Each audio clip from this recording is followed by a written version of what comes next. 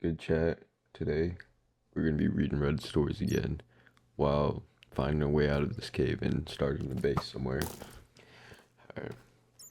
This first story does contain the loss of a child, so just a little warning. I, 30 male, just found out my girlfriend, 28 of a year, had a whole life I knew nothing about right out I was going shopping. Advice: I have been dating the most amazing woman for the past year and a half. I've been in puppy love before, the kind where they're all you can think about, and you smile when you think of them, and we have that too. But she has also brought me the joy of being together, but not together. That, what? She has also brought to me the joy of being together, but not together. That magnificent way you can just be and be alone in the same room or reading a book. And really knowing someone, knowing how her mouth crinkles when she thinks. Yeah, at least I thought I did. I was shopping for a ring and had been dropping hints that made her smile. We would plan this little suburban life, a deck with a grill, a goofy puppy, a piano. We talk about baby names and vetoed ones. We have the joke names Trevor and Trevino. We'd pick out paint colors and flooring at Lowe's and giggle like idiots. I was 100% confident, I just hadn't chosen a ring. She didn't want a diamond, but didn't know what she does want. Then I got a Facebook message today from some guy. He said that he was her brother-in-law and that she had blocked him on Facebook. But could I please pass along a wedding invite, and it would mean a lot if she was there. I pressed for more details and it all came out. She was married before to a guy named Brendan, and they had a little boy named Sam. She told me before she didn't like that name. The son died in a car accident, and afterwards they had an ugly divorce and she cut ties. 5 years of her life I knew about, and I don't know if I ever would have. I think she was never gonna tell me. I felt sick about this all day. Made up imaginary sickness to sit and think by myself, and I feel paralyzed by it. This morning I knew her, and now I don't. I don't even know how to bring it up or what. I definitely can't go by the ring and pretend at the same time I want to be with. I am hurt, but know that it was horrible, that she went through something unimaginable, but I don't know what that means for us. Am I just a distraction? Is something she does? I just don't know. Help. Alright, so first of all, the grammar in this is horrible and I had a stroke just trying to read it. Final update. I spoke to her the day after. She told me she had wanted to tell me for a while, but didn't know where to start. That she thought about Sam every day, but at the same time didn't know how to begin. She pulled out a shoebox from her closet and she showed me the pictures of her wedding, this propped up little thing at the courthouse. Her in the short white dress with a slight stomach. Her husband, this cocky smiled kid with the shaggy blonde hair. Then the baby, Sam. Pictures from a red-faced baby to this little 4-year-old person, birthdays and Christmas, and pictures of them, family. She talked about Brendan and how they came from these radically different backgrounds and she barely knew him as a person before he was a father and husband. They'd only been dating 3 months when she got pregnant. They were 20. Then she talked about Sam, her baby. She kept saying he was the best thing that ever happened to me. Hearing that broke my heart. She talked about how his hair cowlicked in 3 different spots, and how he was always singing or humming, that he loved to climb. She told me his favorite movie and book. She made him a person to me. Then she told me how they lost him. Some kid ran a red light, and then he was gone. She barely remembers the funeral because she was so heavily medicated. But the worst part was after, going home and him not being there. How she'd walk past his room and expect to hear him playing, waking up and forgetting for a minute he was gone. Their marriage had never been good, and they turned on each other. He blamed her because she had fastened a booster seat on the side of the car. She blamed him because he had been driving. They were divorced within a year after the accident. Brendan had a new child within 2. She had spent the time doing overload on classes and working, keeping busy because it made things easier. She didn't see her old friends because they drifted away. They never knew what to say, and they mostly had kids of their own. She was surviving, but seeing Sam's brother, who looked so much like Sam, hurt so much that she decided she had to get away and stop wallowing. She took the pictures down, donated clothes and toys, deleted her Facebook, and stopped seeing the old friends who weren't really friends anymore. She said she chose to keep breathing because that was what it had to come down to.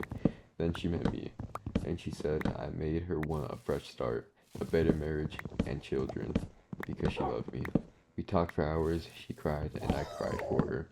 I still love her maybe more now because I feel like she opened up to me so much. It's hard to imagine her married with a son, toys on the floor, and pictures on the fridge. It's hard because in a lot of ways, it's the life I've been imagining with her. I still plan on marrying this woman. She's the love of my life. She told me about her past. I love her and understand why she didn't tell me. I don't even know what to say about that. I've never experienced a loss such as that, so I couldn't imagine, losing your own kid. And I don't blame her for not wanting to tell his her soon-to-be husband, but at the same time, I feel like it's something that they had to talk about eventually. So she should have done it sooner rather than later, year or so into the relationship. But I'm glad they were able to communicate through it and make it through.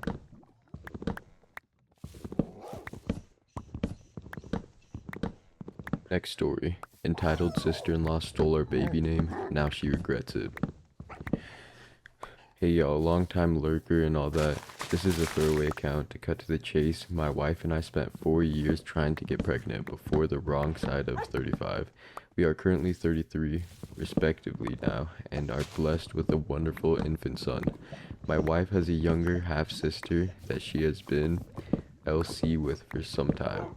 The woman is entitled and toxic, and is also her mother's golden child. We refuse to let her or my MIL in the house, mother-in-law in the house, since they both blatantly tried to make off with my wife's jewelry box a couple of years ago. The box contained a lot of valuable jewelry inherited from my wife's grandmother. Said jewelry is now in a safety deposit box as per my suggestion. My wife and I had nearly given up trying to conceive when it suddenly happened, and we were ecstatic. After we found out we were having a boy, we started looking into names. I ended up suggesting the name of Scottish grandfather, and my wife loved it. I ended up suggesting the name of my Scottish grandfather, and my wife loved it. So that's the name we settled on. But we made the mistake of posting about it on social media. Well, no surprise to the stereotype in this mess, my sister-in-law was pregnant too. And this was months further along than my wife, and also having a boy. She decided to claim my grandfather's name for her own, and not just the first name, but the middle name too. We called her pissed over what she was doing, and she smugly told us there's nothing we can do about it, which she was sorta right. There was nothing we could do about it legally, as it's still not a crime to steal planned baby names.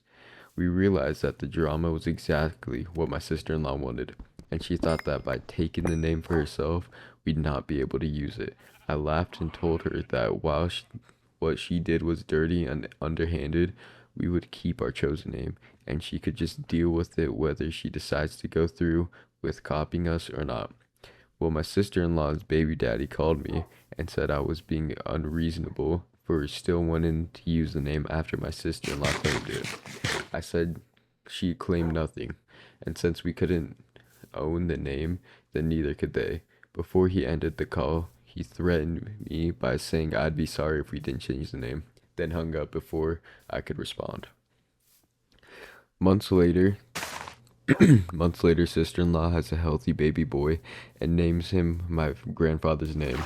We did not show up for his birth, both because of the pandemic and because we simply didn't care to be there. Sister-in-law called us wanting congratulations, but we told her we simply didn't care, and that if she was still insisting we change our baby's name, then she'd be in for some big disappointment because we are not. Sister-in-law demanded I put my wife on the phone, but it was already on speaker, and my wife spoke up and said she agrees with me entirely. We weren't changing the name. Sister-in-law hung up on us, but soon started sending emails with text walls of names, even suggesting similar ones. I responded back that the name was my own grandfather's, and that's why we're not changing it. She shut up and didn't hear from her again till after our son was born. 2 months later, we were blessed with our son. He came out perfect, and we named him just as we intended. Well, no surprise, my sister-in-law called us a few days later after the birth to scream in our ears that we copied her son's name. I pointed out she was the real copycat since she had no family ties to the name, and we did. And anyone who looks at our family trees could see that. Then my wife spoke and said after we attempted theft of her grandmother's jewelry, she no longer considered her sister-in-law her sister and would have nothing to do with her nephew either.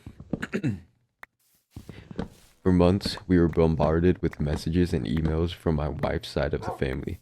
Half were on our side. After finding out the whole story, the other half were not. And sister-in-law's baby daddy's true to his word showed up at my door to make me sorry. I'm not sure what his plan was, but I pretty much towered over him. I'm 6'1" and well built from regular exercise and 3 trips to the gym a week. He, on the other hand, was very skinny and about 5'6", with a baby face that was badly hidden by a slim beard. I told him my house has cameras and to get off my property and never come back. He just yelled a few obscenities at me and drove off in his beat-up old car. Sister-in-law and mother-in-law called us from a different number to yell at me for making sister-in-law's baby daddy feel emasculated. I didn't even threaten the man. I just told him to leave and not come back. And if he didn't want to feel emasculated, then he shouldn't have come knocking. Then they tried to bring up the issue of the baby name again and demanded we change our son's name. He's so young, so there's still plenty of time to do it. We held our ground and told them that they were bonkers to still think that they were in the right after they copied our choice of name just to try and get one over us. I said sister-in-law didn't even name her son out of love, but out of spite, just to try and stick it to my wife, for no good reason. Then my wife called them both out on the ways that she treated grown up, how entitled sister-in-law and mother-in-law have been always, and how she was glad to leave them behind, and she wants nothing to do with them, and they won't have anything from us. That left sister-in-law sobbing, and mother-in-law called me a royal bastard before hanging up the phone. That was NC again for a little while, till sister-in-law called us again. Sometime later, to bitterly tell us we'd won. She and her baby daddy got in a huge fight and left. He apparently was very sore that sister-in-law didn't let him even give their son a middle name from his family, and he said he was sick of the BS and wanted his son named after him and not some guy he wasn't even related to. Sister-in-law finally caved, and they both got the boy's birth certificate reissued with a completely new name, which costed sister-in-law around $500 or so she claims.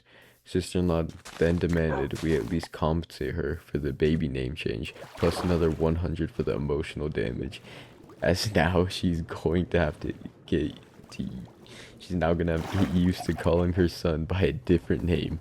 We laughed and said this would never happen if she hadn't stolen her baby name to begin with, and we didn't owe her anything. Okay, first of all, I wonder what the name actually is, and it's just so petty that the sister-in-law would go as far to name her own child after somebody else's great grandfather just to get back at them.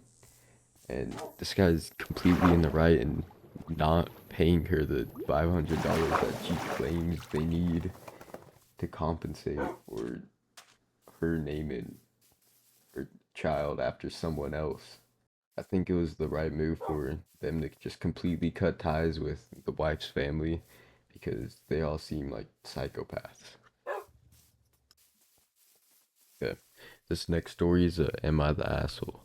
Am I the asshole for still getting on a flight home when my two young coworkers I was traveling with weren't at the airport yet and were obviously going to miss it? This past week, I was presented with an industry award in Nashville that an agency partner nominated me for. I am a director at my company and decided to send two level employees to the event as well because they thought it would be a good experience for them. A specialist who has been with us a little over a year, 25 female, first job out of college, and a summer intern, 21 female, rising senior. They are not on my team, report up through separate VP, and I have very limited to no interaction with them in daily work life. They were very excited to be going. This is this was going to be the specialist's first time on a plane. Lots of team chats asking what to wear, etc. We were flying in Thursday morning and leaving Friday evening, so it was a very short trip. But I try to help share info about the event, types of attendees, awards reception, presentation Thursday night with a country western theme. Then I was speaking on a panel Friday morning. There's so much I could say, but I'll try highlighting the key points. Specialist had barely made Thursday AM flight because she doesn't have a real ID and had to do extra screening. She had no idea what a real ID was or the basic rules of flying. She was very upset they made her throw away some of her skincare that was over 3 ounces. Thursday night event was country western theme, and while the majority of the people were in business casual, intern shows up top, in a bandana tube top, micro skirt, cowboy boots, and a cowboy hat. I pulled her aside and asked if she wanted to run upstairs and change since it was still a business event, but she said she was fine and thought it looked cute and on theme. After ceremony, I invite them to join me with some colleagues I knew from the other companies in the hotel bar, but they tell me that they want to check out Broadway. I make a face and say that this would be a good networking opportunity. They make, come on, man, come on, mom jokes. And so I tell them to be safe and remind them the time and location of the first session. And the next day, text them around 11 p.m. that I hope they got back safe. No response, went to bed, text them the next morning, offering to meet with them for coffee before morning sessions. No response. No idea if they actually attended any sessions or saw my panel, but I did find them in the hotel lobby afterward, looking incredibly hungover. Have about 2 hours after the event is over, and before we need to go to the airport, I invite them to late lunch with our agency partners. They declined because they want to go to the Country Music Hall of Fame again and make a face and say, I don't know if they will have time. And I don't think it would be a good opportunity for them to spend time with. And I think it would be a good opportunity for them to spend time with our agency. They act like I'm a wet blanket, so I tell them I'm leaving for the airport from the hotel at 4 p.m. sharp and meet me in the lobby so we can share a lift. Text them at 3:45 p.m. That lift is arriving in 15 minutes. No response. Text them that lift has arrived and I'm leaving for airport. No response. Text them and when I get to the airport and tell them that security line is long. No response. Text them when I get to the gate to please give me some sign of life. Intern sends a very short response about 10 minutes later. In lift, there's traffic. Nothing else. Text them a flight is starting to board. No response. Text them when I'm in my seat that boarding is about to end. No response. Doors close. They don't make it. I put my phone in airplane mode. Ran a couple of hours later to a barrage of texts from them. They're stranded in Nashville. Don't know what to do. how to rebook, who to call for help. I also have an angry voicemail from the specialist's mom about I abandoned her daughter in Nashville. She has flown and she's never flown and has anxiety. She's having a panic attack at the airport and needs medical attention. She could be human trafficked. I call specialist and intern back. Both phone ring, but never pick up. Text to see if they were able to rebook. No response. Forward them email with our business travel info and after hours contact and text them that I sent the email. No response. Texted an hour or so later to see if they were okay. No response. Did not call the mom back. Also, have text from their director. Don't know her well. Just started with Co a couple weeks ago. Asking what's going on. I sent her a brief overview and screenshots of all my unanswered texts to them from earlier and the day along with the transcript of the VM I got from the mom. She acknowledges my response, but no further dialogue. Now I get an invite for a Monday morning meeting from the director of their VP and a C-suite leader. My VP is on PTO. I feel like these are adults. I was communicative and I'm ultimately not responsible for the decisions. But you tell me, am I the asshole here? Well, I think that you're definitely not because they went out and did their own thing when they were should have been on this trip for business reasons, but instead they went out to drink and party all night, which is their own fault. Why they didn't make the flight because they were hungover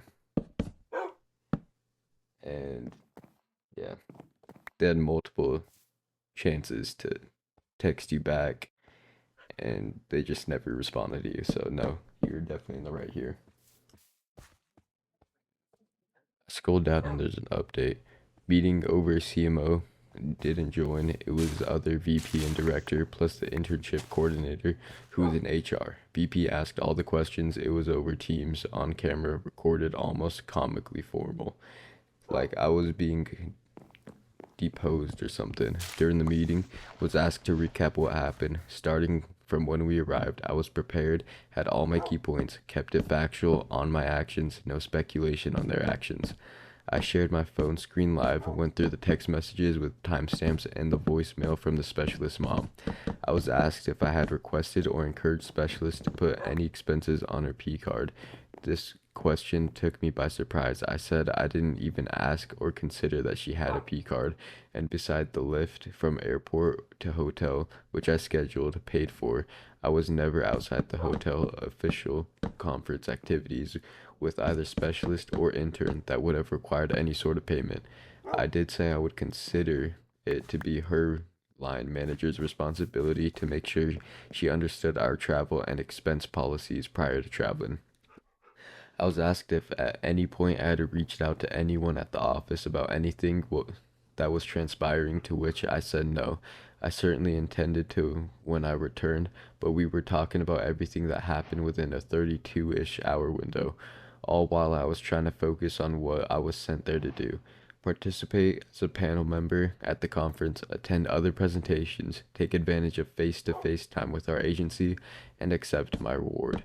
I said I felt it was responsible to believe any other attendees would have the expectations for participation and outcomes set by the leadership team, especially when coming from another department, where I wouldn't be acknowledging about their goals and objectives.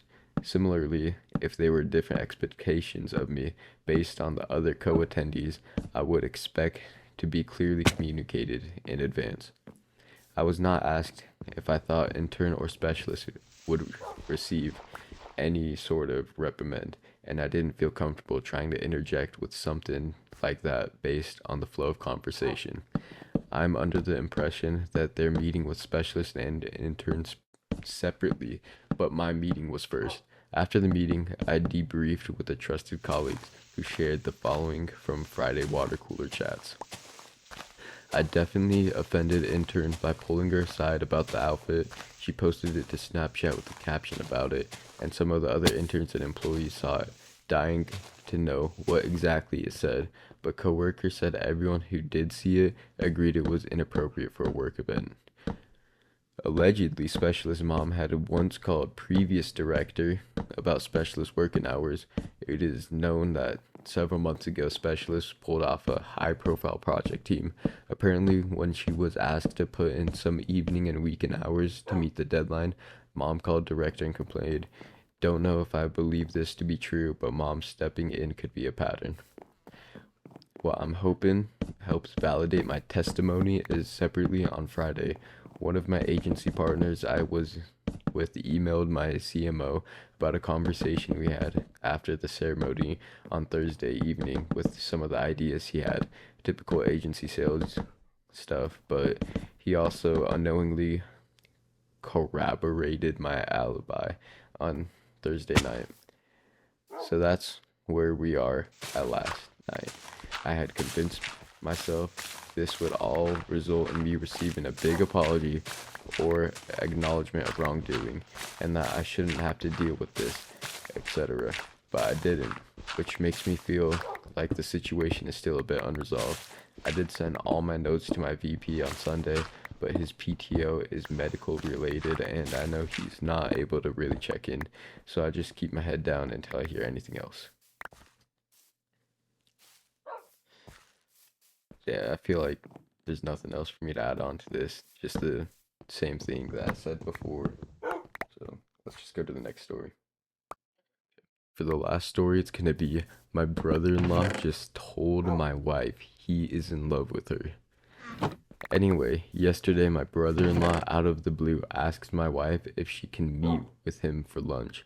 There's something he needs to talk to her about. My wife tells me about it before accepting and asks if it might have to do with my sister. Maybe they're having problems and he wants to discuss with another woman. I find it odd, but I tell her to go find out. So she accepts and they meet for lunch at a place near her office the next day. That's where he tells her that he is in love with her. He lays it on thick how beautiful she is, how she makes him feel, how she would treat her if she were his, how it was love at first sight, blah blah blah. Mind you, this man is married to my sister and has 2 kids. He and my wife had a friendly relationship. Our families see each other often as we are a close family. He does text frequently, but there was nothing overly sexual. My brother-in-law texts and calls my mom too, so none of us thought anything of it. I want to stop a moment and emphasize that my wife isn't cheating on me with him. My wife and I share an iPad, and I see every one of her texts from there. We are also looking at each other's phones all the time, so none of that is going on. So she doesn't let him finish, walks out, and calls me immediately to tell me what happened. While she's on the phone with me, text from him start. He didn't mean it. He thinks it's only infatuation, blah blah blah. She leaves work early to come home to talk with me about this and bring her phone. It's blowing up the entire time with calls and texts from him. I tell her to answer and she puts him on speaker so I can hear. He's crying, begging not to tell my sister. Apparently, when we were together this past weekend, he thought she was flirting with him and that he thought they had a moment when they were alone in our kitchen. Now, my wife is a major ballbuster, and I hope I can see how that can be taken as flirting. He asks if she told me, to which I answer yes, as I am on speaker. Then he starts begging me. This went on a while. My main question was whether he had cheated on my sister before. He said no, swore on his kid's life. It's just my wife, he said I should understand. So I'm done listening at that point, and I told him I wasn't going to do anything tonight, and I would call him tomorrow. That's where we are right now, and I don't really know what to do. My wife says drive over there right now and tell my sister, but the idea of wrecking my sister's family is killing me. Thinking about what it will do to my nieces makes me want to vomit. I know the right thing to do is to tell my sister, but I'm also thinking about my wife as well. It's not her fault, but there is sure to be resentment toward her from my family, even if my sister doesn't divorce him and they want to reconcile. I can't see how we were ever together again like we were before, if at all. This whole episode can tear my family apart. I don't give a poo-poo about him. He tried to destroy my family, but I do care about everyone else. I don't know what to do. Any advice will help. Update within the post. A few hours later. So everyone that told me last night I couldn't wait to tell my sister was right. A little after 12 last night, I got a call from my sister, and she says that she has to tell me that my wife tried to begin an affair with her husband, so he tried to pin it on her. I told her that's not the case, and I will be right over there. So I got on the phone, wake my mother and father, tell them what's going on, wake my younger brother, tell him, my mom, my dad, and my sister to sit with their kids, and my brother comes to our house to sit with ours, and my wife and I head over. My sister is out on the front porch with my brother-in-law. When we get there, he looks beaten. He knows we have texts, voicemails. I really don't know what he was hoping to accomplish. My wife gives my sister her phone. She sees the text, listens to the voicemails, and starts sobbing. Before she can say anything, my brother-in-law is a firefighter, a big tough guy, so this is a scene. My sister is pretty tough. She tells him to stop, pack a bag, and go. She can't stand to look at him. There's more begging, but she has no patience for it. So my sister walks off to talk with my wife. I see them hugging, so at least I feel they are okay. They have actually been friends since college. I met my wife through my sister, so they were tight. I thought the thought of this wrecking her friendship had been weighing on me. This leaves me with my brother-in-law. He's so broken. I feel more sympathy than anger. He says he's sorry. He just couldn't help it. It's not hard to fall in love with my wife, so I get it. He eventually picks himself up and leaves. So we're there all night. My sister starts asking my wife why her husband would think any of this would work out. He had to have some reason to believe that she felt the same way. My sister says they hadn't been having problems. Everything was as it had been. My wife is crying at this point and says there's nothing you haven't seen. She gives my sister her phone again, and they read every text sent over the past 2 years. Nothing there. My wife was just herself.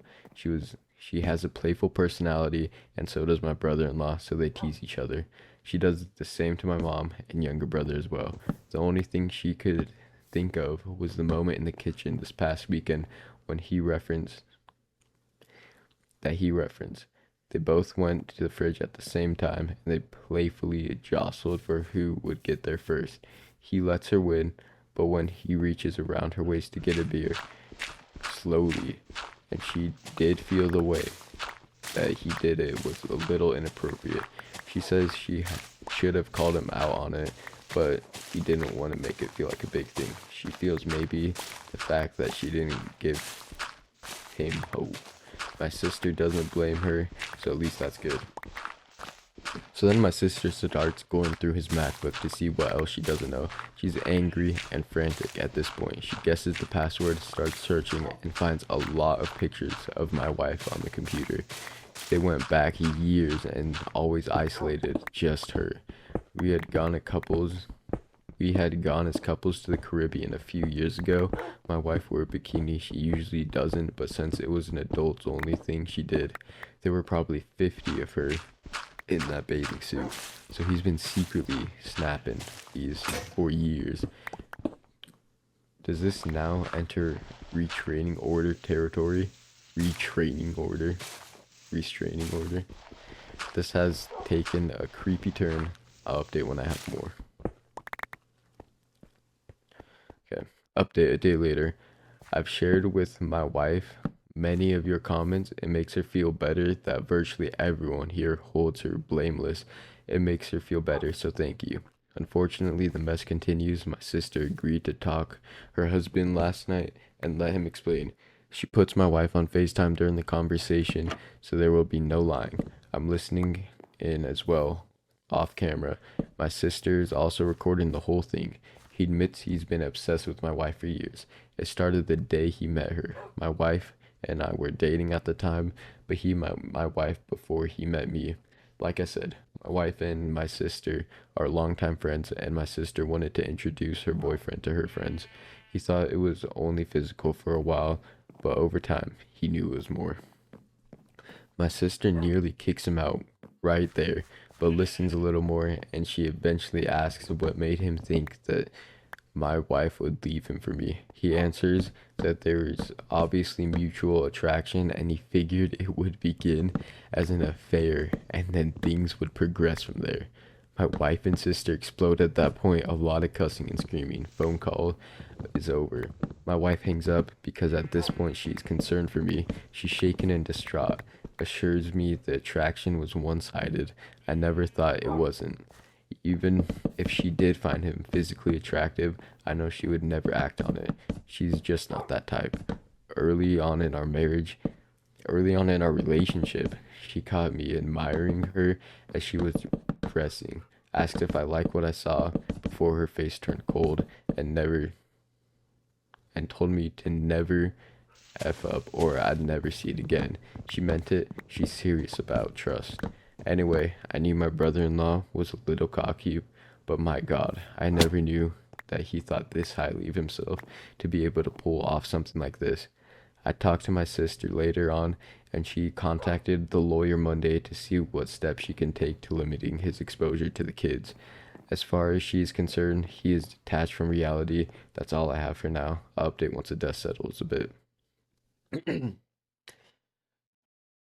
My voice is dying. So there's a final update, but I'm just gonna end it there.